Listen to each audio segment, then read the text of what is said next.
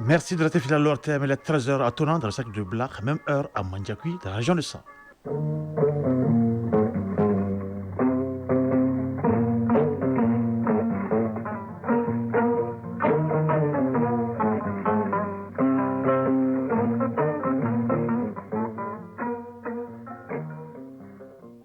Le journal Isaac Thilou. Mesdames, Messieurs, bienvenue à la deuxième édition des mots d'actualité. Voici les grandes lignes de cette édition. La ministre de l'Entrepreneuriat national, de l'Emploi et de la formation professionnelle était face à la presse pour présenter les grandes réalisations de son département durant les 3 derniers mois. Cette conférence de presse trimestrielle est désormais instaurée dans l'agenda du département. Le projet accès à une éducation de qualité dans les régions de Caille, Sikasso, Bougouni et Koutiala est désormais lancé. Ce nouveau projet est initié par l'UNICEF pour contribuer au maintien des élèves et à leur performance à l'école. Préma Kone nous donnera les détails. Du sport, il en sera question. Fameux Douté nous parlera de la CAN des cadets, le Mali jouera les demi-finales. Du cyclisme, on parlera de ce coup d'envoi de la 11e édition du Tour international du Mali qui sera donné à Sikasso ce dimanche. Et pour cette édition, plus de 70 coureurs sont attendus. Et on termine ce journal par la culture. Nous irons à la découverte du site archéologique de Gao Saneï. Ces sites retracent l'histoire de Gao à suivre dans ce dossier réalisé par Aliou Idrissa Maïga dans le cadre de l'année de la culture. Voilà pour le titre. Bonjour. La ministre de l'Entrepreneuriat national, de l'Emploi et de la formation professionnelle a partagé ce jeudi matin avec la presse les grandes réalisations de son département durant les 3 derniers mois. Cette conférence de presse trimestrielle est désormais instaurée dans l'agenda du département en collaboration avec la Maison de la Presse afin de prôner la transparence et avoir de meilleurs rendements. Le compte rendu est signé Barakissa Ouattara. Au premier trimestre de l'année 2025, le ministère de l'Entrepreneuriat national, de l'Emploi et de la formation professionnelle a procédé à l'ouverture de nouveaux centres de formation professionnelle à Sikasso et Markala avec 200 apprenants. En plus, 500 jeunes apprenants de Bamako, Moptisson et Gao ont été certifiés dans les filières maintenance des engins lourds, bâtiments, travaux publics, coiffure, esthétique, coupe-couture, élevage, maraîchage, transformation agroalimentaire, j'en passe. Ce premier trimestre aura donc été marqué par des avancées importantes. Oumou Salsek, ministre de l'Entrepreneuriat national, de l'Emploi et de la formation professionnelle. La réhabilitation de 6 centres de formation professionnelle dans les localités suivantes: Badougou Djoliba, Djoila, Fana, Yanfoula, Yankasso, Kemparana. Ce sont des centres qui existent déjà, mais qui sont vraiment dans un état un peu délabré. Aussi la construction du centre de formation professionnelle de Mopti, le renforcement de l'employabilité de 5000 jeunes diplômés à travers leur insertion dans des services publics et parapublics dans le cadre du 13e et 14e programme de stage de formation professionnelle de la paix. Des avancées, mais aussi des défis auxquels le département devra faire face. Oumou Salsek. Sur 168 activités planifiées par l'ensemble des structures du ministère, 60% ont été réalisées, 25% sont en cours d'exécution et 15 restent à lancer. Souvent en raison des contraintes logistiques. Comme vous le savez, ce n'est pas évident. Le département de tutelle prévoit également des missions de terrain dans les régions de Mopti et Tombouctou qui s'étendra ensuite sur toute l'étendue du territoire national. Cette conférence de presse trimestrielle est désormais inscrite dans l'agenda du département en collaboration avec la Maison de la Presse. L'objectif est de prôner la transparence au département afin d'avoir un meilleur résultat. Radio Mali à Koutiala et environ 94.5 MHz en FM. Lancement à Koutiala du projet accès à une éducation de qualité dans les régions de Caille, Sikasso, Bougouni et Koutiala. Un projet communément appelé le projet NORAD. Ce projet donc est initié par l'UNICEF pour contribuer au maintien des élèves et à leur performance à l'école. L'autonomisation et l'épanouissement des filles constituent aussi des priorités de ce projet. Reportage Brima Kone, Amadou Doulek et Astante Verté.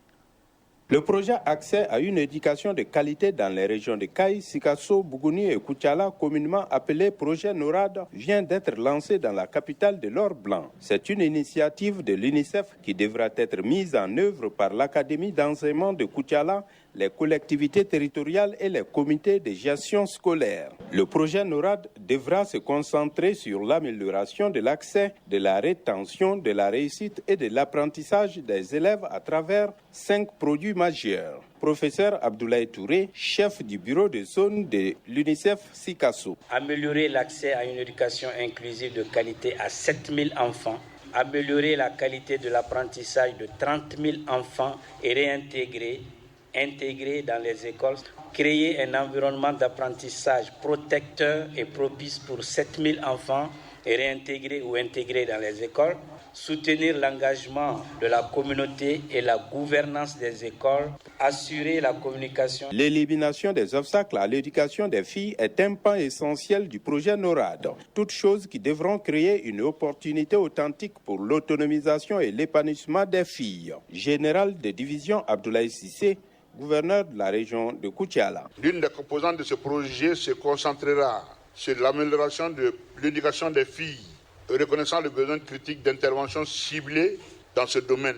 Pour ce faire, une collaboration étroite sera établie avec l'initiative des Nations Unies pour l'éducation des filles afin de gérer et de mettre en œuvre efficacement le projet. Le projet NORAD couvrira dans la région de Koutiala 10 écoles du fondamental 1 dans 9 communes des Caps de Koutiala, Mpesoba, Zangasso et Yorosso. Il devra durer 1 année. Koutiala, Brehima Kone, Amadou Dolo et Assistant Berté pour l'ORTM. Direction Sikasso, en 3e région, face aux menaces récurrentes auxquelles les populations sont confrontées en période hivernale, les acteurs régionaux réunis au sein du comité de village et la gestion des crises et catastrophes prennent donc le devant pour prévenir, sensibiliser, planifier et agir. Il s'agit à travers cette démarche inclusive, participative et multisectorielle de renforcer la coordination des efforts entre les services techniques, les collectivités et les communautés à la base en matière de prévention et de gestion des inondations. Compte rendu, Moussokoro Sérémé. Face aux risques climatiques et humanitaires, une réponse concertée des acteurs clés est plus que nécessaire. À cette rencontre du comité de veille et de gestion des catastrophes, elles sont autorités administratives et politiques, chefs de quartier, organisations de femmes et de jeunes, à miser sur l'intelligence collective, l'anticipation et la planification pour renforcer un bouclier humain face aux catastrophes. Kanté Marie-Claude Dambélé, gouverneur de la région de Sikasso. Notre région, du fait de sa position géographique et de ses caractéristiques hydroclimatiques, est particulièrement exposée au risque d'inondation. Cette rencontre révèle donc une importance capitale. Elle nous offre l'opportunité de faire le point sur les acquis et les limites des actions menées lors des précédents hivernages, d'actualiser notre cartographie des zones à risque. Sur le terrain comme dans le quartier, l'engagement est total du côté des communautés de base. Si certains multiplient des actions pour renforcer les dispositifs d'alerte et de prévention, d'autres privilégient la sensibilisation et la mobilisation citoyenne. Camille Saberté, secrétaire générale de la CAFO de Sikasso. Notre rôle, c'est de renforcer la sensibilisation et d'informer sur les conséquences de mettre les ordures dans les caniveaux. Quand il y a l'inondation, nous sommes les premières victimes. Abdrahman Sidibé, premier adjoint au maire de la commune urbaine de Sikasso. Nous avons déjà commencé à amorcer le recensement des zones à risque et pour pouvoir vraiment parer à toute éventualité en termes d'inondation. Il y a aussi le curage des caniveaux et surtout qui va s'amorcer bientôt. Les CDQ, à travers les chefs des quartiers, font des sensibilisations, sans compter aussi l'appui de la commission assainissement au niveau de la mairie, qui aujourd'hui est en phase avec nos populations. De la concertation stratégique à l'action de terrain, le comité régional de veille et de gestion des catastrophes entend incarner une réponse coordonnée, inclusive et durable. Une dynamique qui place la prévention au cœur de la résilience territoriale et de la bonne gouvernance des risques liés aux aléas climatiques. Sikasso, Moussokoro Sérémé et Souleymane Bamba pour l'ORTM. Retour à Bamako, 29e session de l'Agence malienne de radioprotection Amarap. Sur la table des administrateurs, le bilan des activités 2024 qui ont été exécutées à 98%.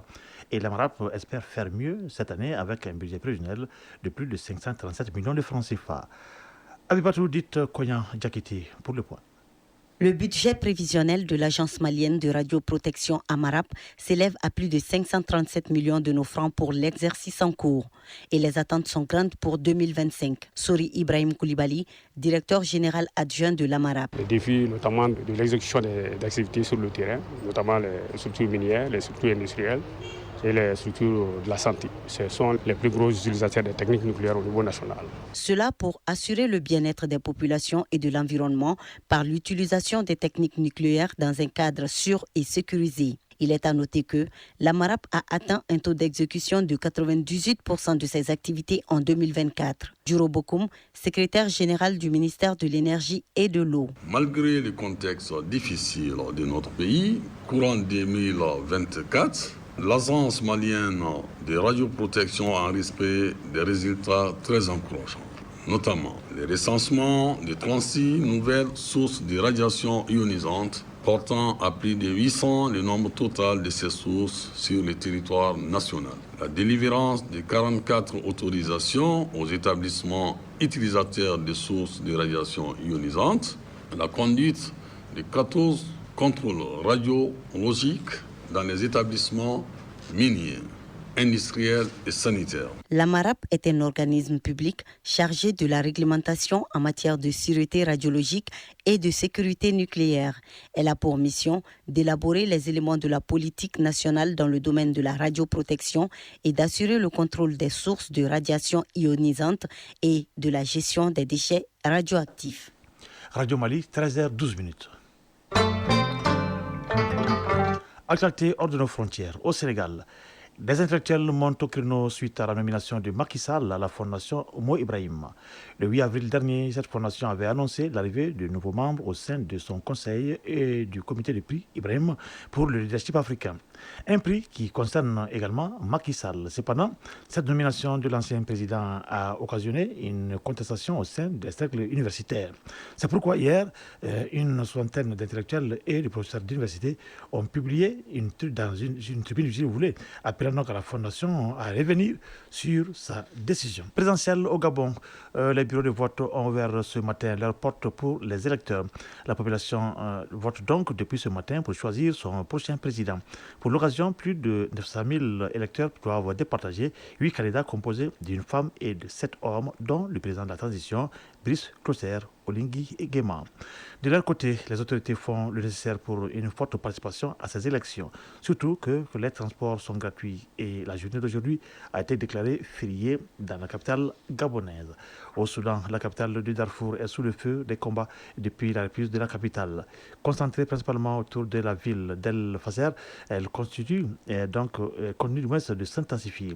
Depuis la reprise de la capitale Khartoum par l'armée régulière des forces de soutien rapide, les combats n'ont plus cessé. Dernièrement, c'est le camp de Zamzam qui a été pris pour cible à la date d'hier, 11 avril. La veille, c'est le camp d'Abou Souk, donc à quelques kilomètres du nord, au nord donc la ville d'El Fasser, qui a été bombardée, faisant au moins 15 morts.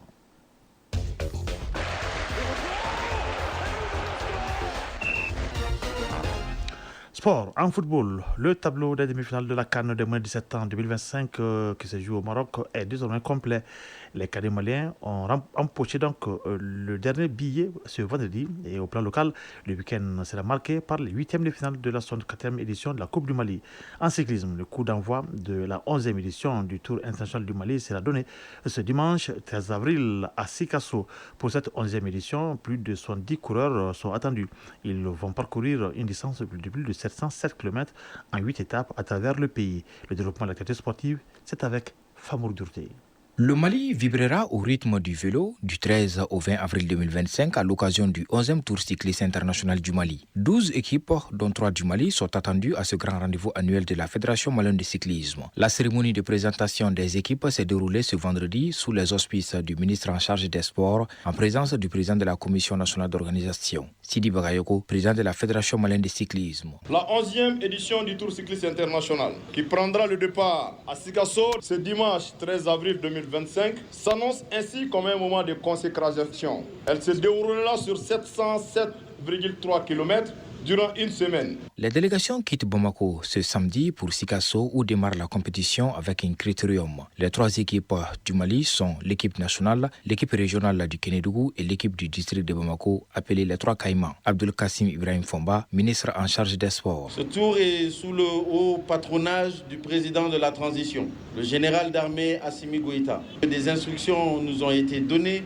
afin de nous assurer que le cyclisme continue à briller et à faire briller le drapeau du Mali. Les équipes étrangères, dont celle de la Belgique, promettent d'apporter une dynamique compétitive à ce 11e Tour cycliste international du Mali. Les cyclistes du Niger et du Burkina Faso complètent cette palette d'équipes qui devrait offrir un spectacle de haut vol sur les routes nationales. Djibril Dramé, président de la Commission nationale d'organisation du 11e Tour cycliste international du Mali. Par rapport à cette organisation, depuis 3 mois, nous sommes à pied d'œuvre. Aujourd'hui, on tend vers la phase d'opérationnalisation. Nous profitons de l'occasion pour lancer un appel à toutes les villes que nous aurons l'opportunité de traverser pour la grande mobilisation afin de nous accompagner. 5 maillots seront en jeu dans ce 11e Tour cycliste international du Mali. Le maillot jaune, qui récompense le vainqueur au classement général par temps, sera sans doute convoité. En football, les 8e de finale de la Coupe du Mali commencent ce samedi avec 6 rencontres. Au stade Salif Keita Domingo de Kati, Derby Academy affronte l'AS Real. Au stade Moussa Diakité Utua de Bougouni, l'US Bougouni accueille l'association sportive de Korofina ASCO. Au stade Amaridao de Ségou, l'AS Bakardian de Baraouli offre son hospitalité à l'USFAS. À Mopti, au stade Barema Bokoum, ATS de Koro croise le fer avec Souni AC de Gao. Ici à Bamako, au stade Mamadou Konaté, à 16h, le stade malais de Bamako reçoit CS Diri de Diré. À 18h, le FC Diara joue contre le FC Gaoussou. Suite et fin dimanche avec le match Djoliba AC AS Alanson de Koutiala et Binga FC US Bougouba. Toujours en football, cette fois sur le continent, le Mali a arraché ce vendredi son billet pour le dernier carré de la CAN de moins de 17 ans Maroc 2025 au terme d'un match haletant face à la Tunisie. Après un score de parité 1-1 à l'issue du temps réglementaire, les Aiglonais ont validé leur ticket pour la demi-finale au tir au but, 10 tentatives réussies contre 9.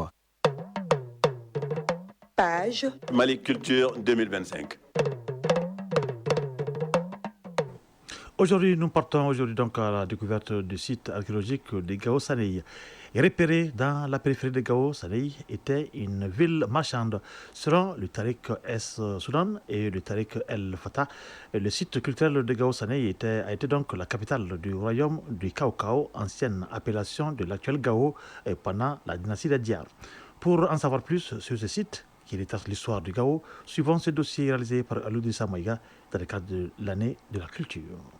Situé à 6 km à l'est de la ville de Gao, le site de Gao Sanei est composé d'une butte anthropique d'une superficie de 38 hectares et de 6 à 7 mètres de hauteur et une nécropole située à 500 mètres au nord de la butte appelée cimetière royal.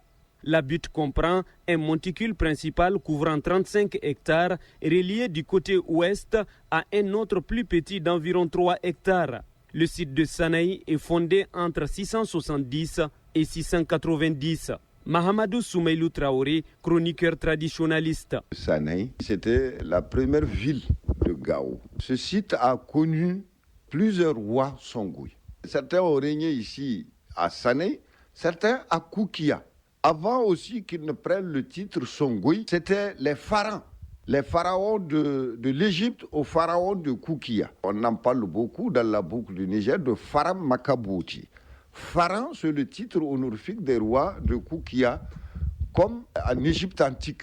Girsey Bouna Touré, ancien directeur du musée du Sahel. Le site comprend une élévation. C'est des maisons qui s'étaient enfuies. Le vent de sable faisant son travail a recouvert cet endroit-là.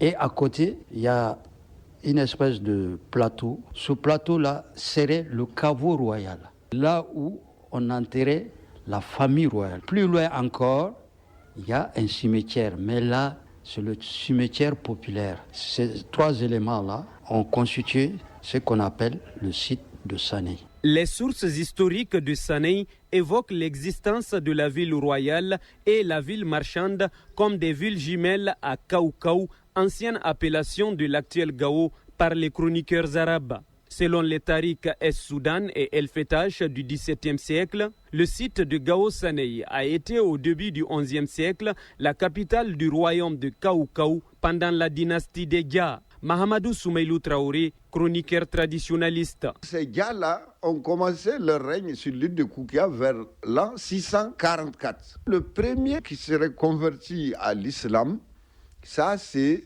le Zakoso. Il va transférer son palais de Koukia à Gao Sané. Il y a 31 rois qui ont régné à Gao Sané. Quand on me dit Sané, San, ça veut dire un chef, un roi ou un marabout. On les appelle tous des San. Maintenant, comme ce sont plusieurs rois qui se sont succédés là-bas, on est obligé de mettre le lieu au pluriel. Sané. Girsay Bouna Touré, ancien directeur du musée du Sahel. Il y a un archéologue cubain d'origine américaine qui est venu ici. Il s'est intéressé au site. Il a découvert effectivement des cimetières, pas comme tous les autres cimetières. Il y avait des stèles sur chaque tombole. C'est des stèles qui identifient que là, tel roi gît, tel cadi gît. On a découvert que la graphie de ces stèles-là était des graphies andalouses. L'Andalousie, c'est une partie de l'Espagne. Au niveau de Sanei, les fouilles archéologiques menées par les spécialistes ont révélé la présence de plusieurs structures en briques cuites ou crues et divers mobiliers datant des 10e et 13e siècles.